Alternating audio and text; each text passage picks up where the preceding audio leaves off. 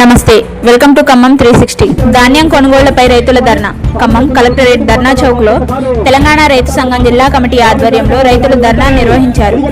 ఎకరాకు 26 క్వింటాల నిబంధన రద్దు చేసి మొక్కజొన్న, వరి కొనుగోలు కేంద్రాలను ప్రతి రెవెన్యూ గ్రామంలో ఏర్పాటు చేయాలని డిమాండ్ చేశారు. భూభారతిలో భూమి ఉన్న ప్రతి రైతుకు పట్టాదారు పాస్ పుస్తకాలు ఇవ్వాలని, సాగర్ జలాలు ఏపీఆర్ చివరి వరకు విడుదల చేయాలని కోరారు. ప్రభుత్వం స్పందించకపోతే ఆందోళన చేస్తామన్నారు. కేంద్రం శుభవార్త.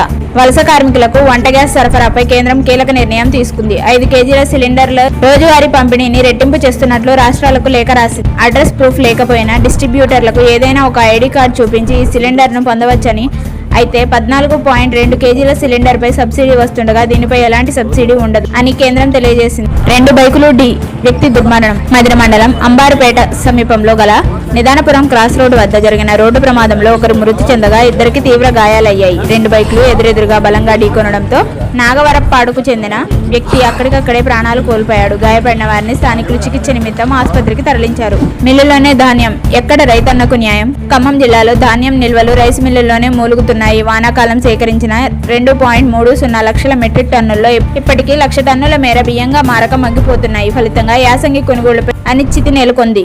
పలు మండలాల్లో పంట చేతికొచ్చిన కొనుగోలు కేంద్రాలు ప్రారంభించకపోవడంతో అన్నదాతలు ఆందోళన చెందుతున్నారు. సామాన్యుడి ఫ్రిడ్జ్. ఖమ్మం మార్కెట్లో మట్టి పాత్రల విక్రయాలు జోరందుకున్నాయి. ఆరోగ్యంపై అవగాహన పెరగడంతో విభిన్న రకాల మట్టి పాత్రలు కొనేందుకు జనం క్యూ కడుతుంది. మట్టి వాటర్ బాటిళ్లు 200 నుంచి 250 మధ్య లభిస్తుండగా నల్లలు ఉన్న కుండలకు డిమాండ్ అధికంగా ఉంది. హోల్సేల్ వ్యాపారులు దూర ప్రాంతాల నుంచి వీటిని తెప్పిస్తుండటంతో ధరలు భారీగా పెరిగినట్లు తెలుస్తోంది. పంచాయతీల జోరు. ఖమ్మం జిల్లాలో జీపీలు పన్నుల వసూళ్లలో రికార్డు స్థాయి పురోగతి సాధించాయి. నిర్దేశిత లక్ష్యం 15.34 కోట్లు కాగా మార్చి 31 నాటికి 13.87 కోట్లు 90% వసూలు కావడం విశేషం. అధికారులు సమన్వయం, పాలక వర్గాల చొరవతో ఈ విజయం సాధ్యమైంది.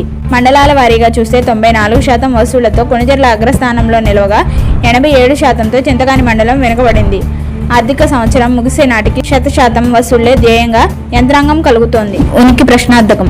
దక్షిణ అయోధ్య భద్రాచలంలో నవమి వేడుకల కోసం ప్రభుత్వం 14 మందితో ఏర్పాటు చేసిన ఉత్సవ కమిటీ ఉనికి ప్రశ్నార్థకంగా మారింది. ఈ కమిటీ ట్రస్ట్ బోర్డు తరహాలో కొనసాగుతోందని భావించిన సభ్యులకు సర్కార్ షాక్ ఇచ్చింది. కేవలం మార్చి 26 నుంచి 29 వరకు మాత్రమే ఈ కమిటీ మనుగడలో ఉంటుందని ఉత్తర్వుల్లో పేర్కొనడంపై సభ్యులు అసంతృప్తి వ్యక్తం చేస్తున్నారు. రాబోయే పుష్కరాల వరకు కమిటీని కొనసాగించాలని వారు కోరుతున్నారు. వ్యక్తి ఆత్మహత్య.